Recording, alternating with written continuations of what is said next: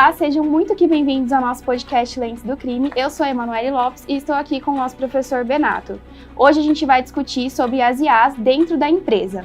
Primeiramente, gostaria de agradecer pelo professor Benato ter aceitado o convite e estar sanando aqui algumas dúvidas em relação a esse tema que foi proposto. Eu que agradeço aí o convite e estamos à disposição para esclarecer as dúvidas. Certo.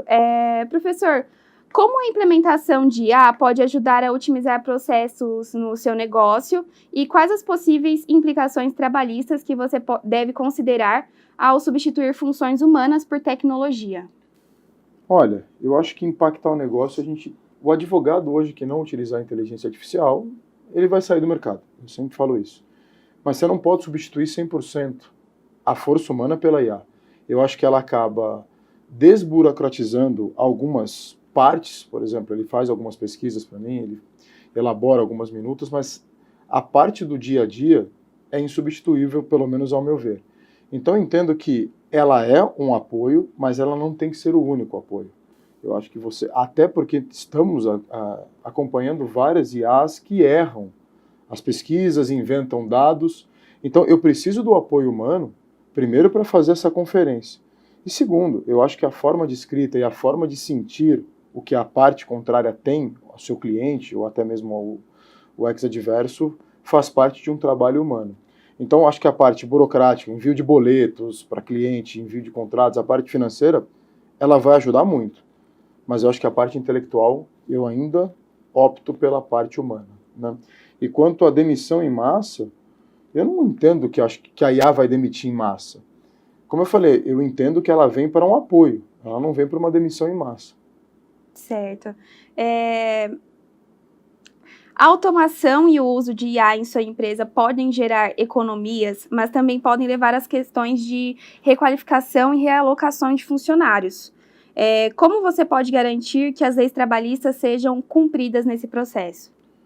Não, na verdade, a gente pega o princípio da alteridade. O risco do negócio é de quem monta, né? Então, olhando sob a égide do empregador, entendo que ele vai entender, ele vai fazer os processos do seu negócio e, obviamente, se ele optar por alguma dispensa, ele pode, né, o artigo 7º, inciso 1º da Constituição Federal traz aí as implicações, ele vai pagar as verbas rescisórias de forma correta e vai poder seguir a vida.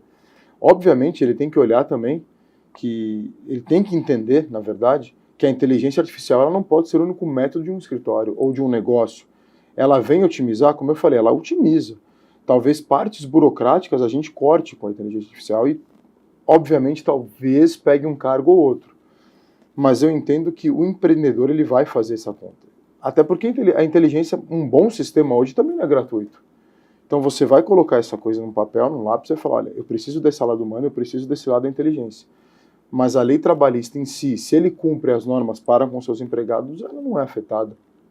Ao utilizar IA para gerenciar processos de contratações e controle de desempenho, como garantir que você não viole os direitos de privacidade ou de discriminação dos seus funcionários? Aí é uma pergunta que eu mesmo me faço, porque sabemos que tem várias plataformas aí que os processos seletivos eles são burocráticos, eles passam por plataformas. Já vi inclusive cursos que ensinam ao candidato a ultrapassar a primeira fase com algumas palavras-chave. Eu acho que a gente tem que melhorar esse procedimento, porque você acaba também perdendo bons profissionais no meio do caminho, porque não chegaram até a parte humana. Mas acho que quanto à LGPD, o escritório, o negócio, a empresa, ela deve estar ciente que aqueles dados que a inteligência guarda, eles não podem ser divulgados para terceiros. Então eu acho que um sistema de segurança dentro do seu computador, dentro da sua empresa, ele é crucial, porque ele vai evitar o vazamento de dados e, obviamente, você vai evitar de responder juridicamente por isso. Quais são os principais desafios legais que você enfrentaria se sua empresa decidisse substituir funcionários por IA, especialmente no que se refere à manutenção de direitos trabalhistas e possíveis litígios? Não, eu entendo que, conforme eu falei, se eu, empresa, eu acabo optando por fazer demissões e eu pago toda a parte trabalhista, a dívida trabalhista, não haveria um problema. Acho que o problema seria para o empregado que vai perdendo a mão de obra. Eu acho que nós temos que pensar nisso, né?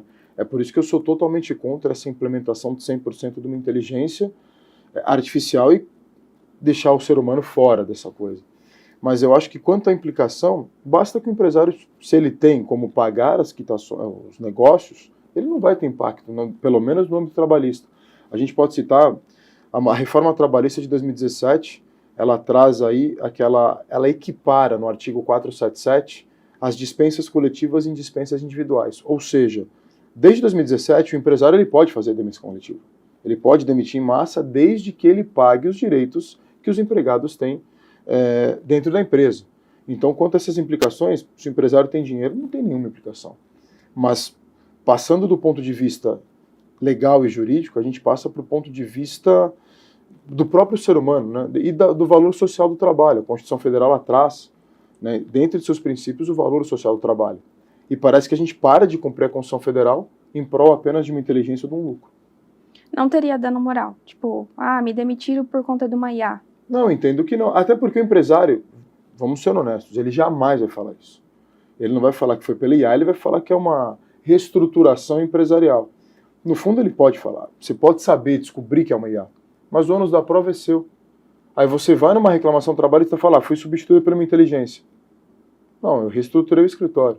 Estava muito custoso, entendi que era o momento de fazer movimentações. Paguei seus direitos. Hoje o dano moral, pelo artigo 223 da CLT, né, se você olhar a letra G, ela traz várias considerações para que o juiz considere um dano moral. Então eu acho que dificilmente, óbvio, não posso generalizar, mas dificilmente teria um dano moral no caso desse. Sim. Como que você pode equilibrar a introdução de novas tecnologias em sua empresa com a necessidade de manter o cumprimento das normas trabalhistas relacionadas à qualificação e requalificação dos empregados? Então, eu acho que, novamente, né, a gente fala nós tratamos como se um fosse substituir o outro, né, e eu não entendo dessa forma. A gente sabe que há perda de postos de emprego, a gente sabe que as pessoas, alguns acabam perdendo emprego por causa da tecnologia, isso não é de hoje, Revolução Industrial, quando a gente vem aí, acontece o êxodo rural, as pessoas saem do campo, vêm para a cidade, e aí a gente tem muita mão de obra para pouca oferta. Me parece que a gente volta a alguns períodos sombrios. Mas eu ainda prefiro acreditar que a inteligência não vai afetar tanto a mão de obra qualificada. O empresário, o empreendedor, ele vai precisar de um humano. E óbvio, quanto ao cumprimento da legislação, é aquilo que eu venho batendo. Se o empresário tem dinheiro para pagar legalmente os seus trabalhadores, seja mantendo cargos, seja dentro da empresa, dispensando e pagando os direitos, ele não terá problema em âmbito trabalhista. Ele pode ter algum problema em âmbito, sei lá, civil, alguma coisa de contratos com a própria IA, mas eu acho que no ser humano, se ele pagou tudo, ele não vai ter com que se preocupar. Você acredita que as leis estão acompanhando as mudanças tecnológicas de maneira eficaz? Não. E eu entendo dessa forma até por causa da nossa burocracia no processo legislativo.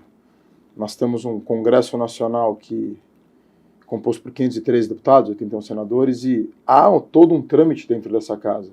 E hoje a globalização faz com que as coisas acontecem de forma muito rápida. Então acontece algo, muda-se isso aqui, até a legislação chegar, talvez isso que mudou já seja velho.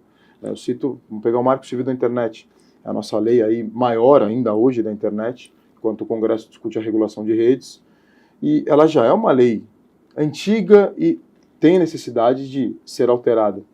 Mas até alterar novamente, eu tenho certeza que outras coisas acontecerão e vai surgir necessidade de novas legislações. Como você pode garantir que, ao adotar IA em sua empresa, os direitos dos trabalhadores sejam protegidos, enquanto ainda se mantém competitividade e inovação? Existe um risco de que os trabalhadores se sintam prejudicados pela tecnologia e busquem ações legais? É complicado, porque, como eu falei, eu não acho que um seja contra o outro. Eu tenho essa visão bem clara, e aliás eu falo isso no escritório. A gente tem que se aliar a ela e não utilizá-la no local de outra pessoa. Até porque eu não confio 100% numa inteligência artificial, porque ela é feita por seres humanos também, que erram. Então eu acho que não há implicação trabalhista quanto a isso. Mas é você também passar por um processo de transparência para os empregados. Falar, olha, a gente tem inteligência artificial, mas eu conto com vocês.